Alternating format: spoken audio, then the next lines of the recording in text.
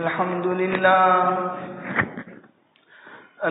لله نحمده ونستعينه ونستغفره ونؤمن به ونتوكل عليه ونعوذ بالله من شرور أنفسنا ومن سيئات أعمالنا من يهده الله فلا مضل له ومن يضلله فلا هادي له ونشهد أن لا إله إلا الله وحده لا شريك له ونشهد أن سيدنا ومولانا محمدا عبده ورسوله صلى الله تعالى عليه وعلى آله وأصحابه وبارك وسلم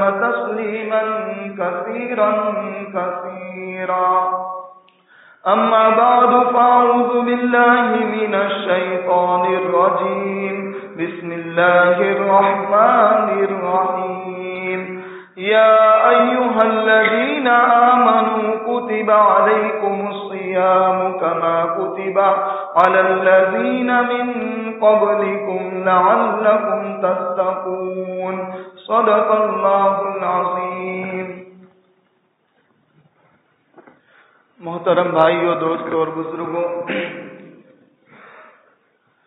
جیسا کہ آپ حضرات کو معلوم ہے، رمضان المبارک کا مقدس اور پاکیزہ مہینہ چل رہا ہے. کچھ ایام اس مہینے کے گزر چکے ہیں اور کچھ ایام اس مبارک مہینے کے باقی ہیں. زیادہ دن تو وہ ہیں جو گزر گئے اور کم دن وہ ہیں جو باقی رہ گئے. آپ حضرات کے سامنے ایک آیت کریمہ تلاوت کی جس میں اللہ تعالیٰ فرما رہے ہیں یا ایھا الذین آمنوا کتب علیکم الصیام کما کتب علی الذین من قبلکم لعلکم تتقون. اے ایمان والو، ہم نے تمہارے لیے روزوں کو فرض کر دیا، تمہارے لیے روزوں کو لکھ دیا، تمہارے لیے روزوں کو فرض کر دیا، کیسا جیسا کہ تم سے پہلی امتوں پر روزہ فرض کیا تھا.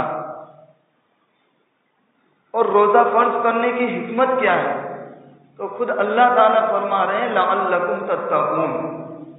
روزوں کی بہت ساری حکمتیں ہو سکتی تھی بندہ جو روزہ رکھتا ہے، لیکن سب سے پیاری حکمت خود اللہ تعالیٰ بیان فرما رہے ہیں کہ اس لیے روزے فرض کیے تاکہ تم تقوی والے بن جاؤ، اللہ تعالیٰ کی ماننے والے بن جاؤ. یہ سب سے بڑی حکمت. قرآن پاک میں فرمایا من قبلکم، تم سے پہلے بھی امت تھی جن کے اوپر ہم نے روزوں کو فرض کیا تھا. معلوم ہوا اس آیت کریمہ سے کہ پہلے بھی امت ایسی گزر چکی ہیں جن پر اللہ تعالیٰ نے روزوں کو فرض کر رکھا ہے. اس لیے کہ بہت سارے انبیاء آئے تو وہاں پر بہت سارے رسول بھی آئے. کچھ نبی وہ تھے جو شریعت وہی چلا رہے تھے جو ان سے پہلے والے نبیوں کی شریعت تھی، اور کچھ رسول وہ آئے جنہوں نے ماقبل کی نبیوں کی شریعت کو نہیں اپنایا، بلکہ اللہ تعالیٰ نے ان کو رشد و ہدایت اور ایک الگ کتاب لے کر بھیجا، ایک الگ شریعت دی تاکہ اس شریعت پر وہ چلے. تو روزے جس طرح ہمارے یہاں پر ہیں، امت محمدیہ میں فرض ہیں، پہلے امتوں پر بھی روزے فرض تھے لیکن کیفیت الگ تھی، طریقہ روزہ رکھنے کا الگ تھا، وقت الگ تھا، دن الگ تھے. کتابوں میں لکھا ہے کہ حضرت آدم علیہ السلام ایام 20 کے روزے رکھا کرتے تھے، یعنی مہینے کا 13واں دن، 14واں دن اور 15واں دن، یہ ایام 20 کہلاتے ہیں. حضرت آدم علیہ السلام ایام 20 کے روزے رکھا کرتے تھے. حضرت داؤد علیہ السلام کے بارے میں آیا کہ ایک دن روزہ رکھتے تھے، ایک دن افطار کرتے تھے. بعض امتوں کے بارے میں بیان کیا کہ 40 دن تک روزہ رکھتے تھے. اور کوئی امت عاشورہ کا روزہ رکھتی تھی. امت محمدیہ کو بھی اللہ تعالیٰ نے روزے دیے، اور امت محمدیہ میں بھی روزوں کا جو طریقہ آیا وہ بالکل الگ تھا. پہلے جو طریقہ آیا وہ سخت تھا، اس کے بعد طریقہ کچھ آسان ہوا، اور اب بالکل آسان ہو گیا. صبح صادق سے غروب آفتاب تک روزہ رکھنا ہے. اللہ تعالیٰ حکمت بیان فرما رہے ہیں لعلکم تتقون، تاکہ تم اللہ کا تقوی اختیار کرنے والے، اللہ سے ڈرنے والے بن جاؤ، اللہ کی بات ماننے والے بن جاؤ۔ ایک بات سوچنے جیسی ہے کہ انسان روزہ رکھ رہا ہے، بھوکا ہے، پیاسا ہے، اپنی خواہشات سے رک رہا ہے، حلال بیوی سے رک رہا ہے، تقوی والا کیسے بن جائے گا؟ دیکھو اللہ تعالیٰ نے حرام چیزوں سے منع کیا ہے، حرام چیزیں انسان نہیں کر سکتا ہے، غلط کاموں سے منع کیا ہے، حلال کاموں کو کرنا ہے، حلال چیزوں کو اختیار کرنا ہے۔ اب ہم 11 مہینے ہم دیکھتے ہیں ایک انسان اپنی بیوی سے صبح صادق سے لے کر غروب آفتاب کسی بھی وقت اپنی بیوی سے اپنی خواہش کو پوری کر سکتا ہے، صبح صادق سے لے کر غروب آفتاب تک پانی پی سکتا ہے، کھانا کھا سکتا ہے، ہم 11 مہینوں کے اندر دیکھتے ہیں، جبکہ کھانا حلال چیز ہے، پانی پینا حلال چیز ہے، اپنی حلال بیوی کے ساتھ ہم بستری کرنا یہ ایک حلال چیز ہے، حرام چیزوں کی بات نہیں، حرام چیزوں سے رکنا ہے۔ لیکن 11 مہینوں کے بعد جب ایک مہینہ آ رہا ہے تو اس میں اللہ تعالیٰ فرما رہے اب تینوں چیزوں سے رک جانا ہے۔ پانی پینا تمہارے لیے حلال تھا، لیکن صبح صادق سے لے کر روزے کی حالت میں غروب آفتاب تک تم کو پانی نہیں پینا ہے، حلال چیزوں سے رکو۔ حلال چیزیں جتنی بھی ہے تم کھا سکتے تھے، لیکن اب صبح صادق سے لے کر غروب آفتاب تک تم کو حلال چیز بھی نہیں کھانی ہے۔ اپنی حلال بیوی کے ساتھ اپنی خواہش کو پورا کر سکتے تھے، لیکن اب روزے کی حالت میں صبح صادق سے لے کر غروب آفتاب تک اپنی بیوی سے بھی خواہش نہیں پوری کر سکتے۔ تو بتلانا یہ ہے کہ جہاں پر حرام چیزوں سے رکنا تو ہے، حلال چیزوں سے رکنا نہیں تھا، لیکن اللہ کا حکم 11 مہینوں کے بعد رمضان المبارک میں یہ آ رہا ہے کہ اب تک تم میرے بندو حرام چیزوں سے رکے ہو، اب میرا حکم یہ ہے کہ حلال چیزوں سے بھی رک جاؤ۔ حلال چیزوں کو بھی جس کو میں منع کر رہا ہوں اس کو اختیار مت کرو، اس سے رک جاؤ۔ جب بندہ حرام کو چھوڑ سکتا ہے اور حلال جو کرنا تھا اللہ کے حکم کی وجہ سے حلال کو چھوڑنے والا بن گیا، تو حرام کو چھوڑنے والا تو بطریق اولا بن جائے گا۔ اور اسی طریقے سے تقوی آئے گا کہ اللہ کی اتنی ماننے والا بنا، اتنی ماننے والا بنا تو حرام تو درکنار حلال چیز کو بھی اختیار نہیں کر رہا ہے، اور یہی تقوی ہے۔ تقوی یہ نہیں کہ ہم تہجد میں اپنے پاؤں پر ورم لا دیں یا لمبی لمبی عبادتیں کریں، بلکہ آسان والا تقوی یہی ہے کہ جن چیزوں کو اللہ نے کرنے کا حکم دیا، معمولی بات تو یہ ہے کہ بس اللہ کی ماننے والا بن جائے، یہی تقوی ہے۔ اللہ نے حکم دیا کرنے کا، کرے گا اگر اللہ کی ماننے والا ہے۔ اللہ نے چیزوں سے منع کیا حرام چیزوں سے، رکے گا اگر اللہ کی ماننے والا ہے۔ اللہ کے ماننے کا نام ہی تقوی ہے۔ تو رمضان المبارک کا مہینہ آیا، اللہ کے نبی صلی اللہ تعالی علیہ وسلم نے فضائل بھی سنائے، جنت کو سجایا گیا ہے اسی امت کے لیے، تو یہ بھی ایک بہت بڑی چیز۔ اور قرآن کریم اتنی مقدس کتاب ہے، اور اللہ تعالیٰ کیا فرما رہے ہیں؟ شہر رمضان الذی انزل فیہ القرآن، یہ مبارک مہینہ وہ ہے جس کے اندر ہم نے اتنی بڑی کتاب کو نازل کیا۔ تمام کتابوں میں جو سردار ہے وہ اللہ تعالیٰ کی کتاب قرآن کریم ہے، اور قرآن کریم کا نزول ہی ایسے مہینے میں ہو رہا ہے جو مقدس مہینہ ہے، یعنی رمضان کا مہینہ۔ اس سے بھی مبارک مہینے کی عظمت ہمیں معلوم ہوتی ہے۔ اور سب سے بڑی چیز جو اس رمضان کی عبادت ہے وہ روزہ ہے، جیسا کہ آپ کے سامنے قرآن کریم کی آیت میں نے پڑھی ہے۔ تو وہ کام کرنے ہیں جس سے اللہ خوش ہو رہا ہے۔ اب روزہ جب بندہ رکھتا ہے تو اللہ کے نبی صلی اللہ تعالی علیہ وسلم فرما رہے ہیں للصائم فرحتان، کہ روزہ رکھنے والوں کے لیے 2 خوشی ہیں۔ ایک خوشی تو اس وقت ہے جب وہ روزہ افطار کرتا ہے غروب آفتاب کے وقت، یعنی بندہ صبح سے اللہ کے لیے بھوکا ہے، بندہ صبح سے پیاسا ہے، پیاس بھی بڑی شدت سے لگی ہوئی ہے، بھوک بھی بڑی شدت سے لگی ہوئی ہے، اور اب بندہ جب غروب آفتاب ہو رہا ہے اور مؤذن اللہ اکبر کہہ رہا ہے تو وہ پانی پی رہا ہے، کھجور کھا رہا ہے، کتنی خوشی ہوگی اس کو۔ اور اس سے بڑی خوشی اللہ کے نبی صلی اللہ تعالی علیہ وسلم فرما رہے ہیں، یہ کوئی خوشی نہیں ہے بلکہ دوسری خوشی سنو، فرحۃ عند لقاء ربی، جس وقت یہ اپنے رب سے ملے گا، اپنے اللہ سے ملے گا اور اپنے اللہ کے پاس اپنے اس روزے کا ثواب پائے گا، تو یہ ہکا بکا ہو جائے گا کہ اللہ نے میرے روزے کا ثواب اتنا رکھ رکھا ہے، یہ اس سے بھی بڑی خوشی ہوگی۔ اور کتنا ثواب ہے، ہر عبادت کا اللہ تعالیٰ ایک نیکی سے لے کر 10 سے لے کر 700 تک۔ اور روزے کے بارے میں اللہ تعالیٰ کیا فرما رہے ہیں؟ اے فرشتوں نماز کا ثواب لکھنا ہے لکھو، اے فرشتوں زکات کا ثواب لکھنا ہے لکھو، حج کا ثواب لکھنا ہے لکھو، لیکن جب روزے کی ثواب کی باری آوے فرشتے ہٹ جاؤ، اس کا ثواب میں خود دوں گا۔ کتنی بڑی سعادت ہے، وانا اجزی بھی، کہ اس روزے کا ثواب تو میں دوں گا۔ اور علماء نے فرمایا اس کو مجہول کے ساتھ، فرما رہے ہیں کہ اس کا ثواب نہیں ہے بلکہ روزے کا بدلہ میں خود اللہ اس کو مل جاؤں گا۔ اس سے بڑی نعمت ایک امتی کے لیے کیا ہوگی؟ ایک فقیر آدمی اپنے نکاح کا پیغام شاہی دربار میں کسی لڑکی کے ساتھ بھیجتا ہے، اور وہ بادشاہ کہتا ہے کہ میں اپنی لڑکی کا بیاہ تجھ سے کرا بھی دوں گا تیری نیکی کی وجہ سے، تیرے اخلاق کی وجہ سے، لیکن یاد رکھنا گاڑی تجھ کو دہیج میں نہیں دوں گا، پراپرٹی تجھ کو دہیج میں نہیں دوں گا، بنگلہ تجھ کو دہیج میں نہیں دوں گا۔ بولو ان سب شرطوں کے باوجود وہ فقیر اس لڑکی سے نکاح کرے گا یا نہیں کرے گا؟ واقعتاً کرے گا۔ کیوں؟ سردار کی بیٹی ہے، بھلے وہ منع کر رہا ہے لیکن جب سردار کی لڑکی مل گئی تمام چیزیں مجھے مل جائیں گی۔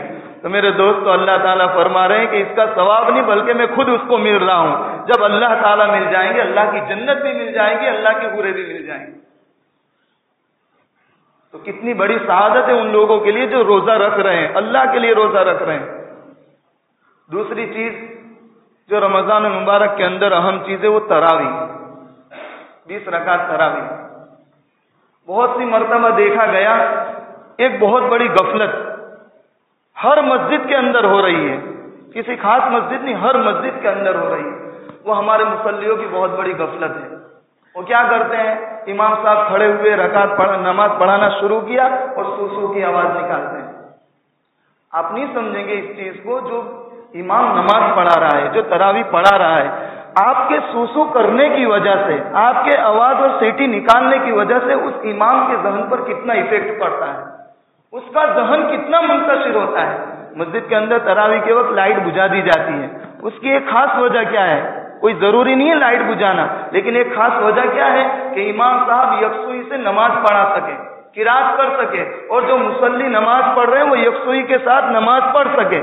لیکن ہمارے مصلی کیا کر رہے ہیں؟ امام صاحب نے نماز پڑھانا شروع کی، پتہ ہے کہ پہلی رکعت میں 2 صفحے 3 صفحے 2.5 صفحے پڑھنے ہی والے ہیں، آرام سے بیٹھے رہتے ہیں۔ میرے دوستو ایسی تراویح کے اوپر اللہ تعالیٰ نے اپنی جنت کے وعدے نہیں کیے ہیں، ایسی تراویح کے اوپر اللہ تعالیٰ نے اپنی محبت کے وعدے نہیں کیے ہیں۔ وہ تراویح جو آپ کا امام اتنی محنت کر کے آپ کو قرآن سنا رہا ہے اور آپ اس کے قرآن کے اندر خلل ڈال رہے ہیں، آپ صلی اللہ علیہ وسلم نماز پڑھا رہے ہیں اور ایک صحابی پیچھے الحمدللہ رب العالمین پڑھ رہے ہیں، سورہ فاتحہ پڑھ رہے ہیں، اللہ کے نبی نماز سے فارغ ہوئے کہہ رہے ہیں من کلم، کون بات کر رہا ہے؟ جبکہ مقتدی تو الحمدللہ سورہ فاتحہ پڑھ رہے تھے، لیکن اللہ کے نبی کہہ رہے ہیں من کلم، کون بات کر رہا ہے کہ قرآن مجھ سے جھگڑا کر رہا ہے؟ سوچو آپ، جب مقتدی کو قرآن سورہ فاتحہ پڑھنے کی اجازت نہیں دے رہے ہیں تو ہمارے وہ مصلی جو امام تراویح پڑھا رہے ہیں سوسو کی آواز نکال رہے ہیں، بچے کو ڈانٹ رہے ہیں تو ان کے پاس جا کے زور زور سے آواز کر رہے ہیں، کس طرح یہ جائز ہوگا آپ کے لیے؟ کئی بیچارے حافظ کرام کہتے ہیں کہ مفتی صاحب نماز پڑھا رہے ہیں، تراویح پڑھا رہے ہیں، ہماری غلطی نہیں ہوتی ہے، ہم صحیح قرآن پڑھتے ہیں، لیکن پیچھے سے سیٹی مار رہے ہیں مصلی اور ہمیں لگتا ہے ہماری غلطی، ہم رک جاتے ہیں، پیچھے سے لقمہ آتا ہے۔ ایک تو آپ امام کی تراویح میں خلل ڈال رہے ہیں، دوسرا ان مصلیوں کی تراویح میں خلل ڈال رہے ہیں جو یکسوئی سے نماز پڑھ رہے ہیں، تراویح پڑھ رہے ہیں۔ آپ باتیں کر رہے ہیں، مقتدی سمجھ رہا ہے، مصلی سمجھ رہا ہے، جو غلطی لقمہ نکال رہا ہے وہ سمجھ رہا ہے کہ امام کی غلطی گئی، حالانکہ امام کی کوئی غلطی نہیں ہے۔ بہت توجہ دینے کی ضرورت ہے، اور اسی مسجد کی نہیں بات کر رہا ہوں میں، ہر مسجد میں یہ فتنہ ہو رہا ہے۔ اور ایک اور چیز ہماری جو غلطی ہے، جہاں تک میں سمجھتا ہوں کہ ہماری اکثر مسجدوں میں ایسی چلتی ہے، بہت سے ہمارے مصلی بھائی وہ ہوتے ہیں جو یوں کہتے ہیں کہ ہم 20 رکعت ایسی میں نہیں پڑھ سکتے، تو وہ لوگ ایک کونا پکڑ لیتے ہیں مسجد کے باہر، جماعت خانے کے باہر۔ ہم اتنے سستے ہو گئے، ہماری شریعت اتنی سستی ہو گئی کہ ہمیں اتنی توفیق نہیں ہوتی ہے کہ کسی مفتی صاحب سے آ کر ہم مسئلہ پوچھ لیں کہ مجھے ایسی نہیں چلتی ہے تو کیا میں کسی کونے میں بیٹھ جاؤں، نماز پڑھ لوں وہاں پر، یا کوئی اور مسجد پکڑ لوں جہاں ایسی نہ ہو۔ لیکن آج ڈاکٹر سے ہمیں ڈاکٹری پوچھنا آسان ہے، وکیل سے وکالت پوچھنا آسان ہے، جج سے اس کی ججگی پوچھنا آسان ہے، لیکن ہمارے لیے آسان نہیں ہے تو علماء کرام سے شریعت پوچھنا آسان نہیں ہے۔ ہم خود مفتی، ہم خود پڑھے لکھے ہیں، ہمیں کوئی مسئلہ نہیں پوچھنا ہے، ہماری عادت یہ بن گئی ہے۔ کیا ہوتا ہے؟ جب شیطان تم کو مسجد کے اندر امام جب کھڑا ہو گیا آپ کو نماز پڑھنے نہیں دے رہا ہے، کیا وہ مسجد کے باہر آپ کو کھڑے ہونے دے گا؟ اور ہم کہیں کہ الحمدللہ ہم تو امام کے ساتھ کھڑے ہو جاتے ہیں. یہ سب شیطان کی چال ہے. ہمیں آنا چاہیے اپنے علماء کے پاس، اپنے مفتیان کرام سے پوچھنا چاہیے مسئلہ. تو بہت ضرورت ہے. ہم تراویح میں بڑی غفلت کرتے ہیں. اور ایک ہماری مسلمانی دیکھیے، میں آپ کو ایک بات بتاؤں، اگر کوئی انسان نکاح میں جاتا ہے، شادی کھانے کے لیے جا رہا ہے، سفر کر کے گیا، اگر اس کو ایک پلیٹ کھانا نہ ملے، وہاں پر کھانا ختم ہو گیا، سفر کر کے گیا تھا، صرف ایک پلیٹ اس کو کھانا نہ ملے، تو گھر پر آ کر اگر کسی نے اس دیا کی شادی کی تعریف کر دی نا، ساری اس کی اول تا آخر چغل خوری کر دیتا ہے، اول تا آخر برائی کر دیتا ہے. کیوں؟ ایک پلیٹ کھانا چھوٹ گیا. نوٹ بندی کے زمانے میں ہم نے دیکھا لائن میں کھڑے ہیں بینک کے پاس، وقت آیا بینک کے بند ہونے کا وقت ہو گیا، کیا ہوتا تھا؟ جھگڑا ہو گیا، مارنے کے لیے تیار ہو گیا. کیوں؟ ایک نعمت چھوٹ گئی، جو پیسے آ رہے تھے وہ چھوٹ گئی. لیکن مسلمانوں پہ افسوس ہے، اللہ کے نبی صلی اللہ تعالی علیہ وسلم اتنے فضائل بیان کر رہے ہیں امتیوں کو، لیکن ہم اتنے ڈھرلے سے وہ فضائل چھوڑ رہے ہیں، لیکن ہمیں کوئی افسوس نہیں ہو رہا ہے. ایک پلیٹ کھانا چھوٹ گیا تو ہمیں افسوس ہے، لیکن 20 رکعت کا ثواب ہم سے چھوٹ گیا. جہاں پر اللہ کے نبی فرما رہے تو نفل پڑھ لے اللہ تجھ کو فرض کا ثواب دے گا، ایک فرض پڑھ لے اللہ 70 فرض کے برابر ثواب دے گا. لیکن ہمارے لیے کوئی افسوس کی بات نہیں رہی. سوچنے کا مقام ہے. تو ہمارا رمضان پہلے دن تراویح میں الحمدللہ 3 صف 4 صف 5 صفیں ہو رہی ہیں، دوسرے دن 4 ہو رہی ہے، تیسرے دن 3 ہو رہی ہے، 3 سے گھٹے الحمدللہ کیا الحمدللہ کہیں 1.5 صف ہماری پہنچ گئی ہے. 1.5 صف میں بھی بیچارے بوڑھے اور جو ریگولر مصلی اور حافظ کرام ہیں وہی نماز پڑھ رہے ہیں.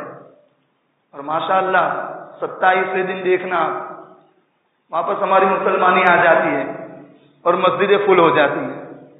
کیا ہماری تراویح پہلی اور دوسری تراویح اور 27ویں تراویح ہے؟ کیا ہمارا یہی قرآن تھا؟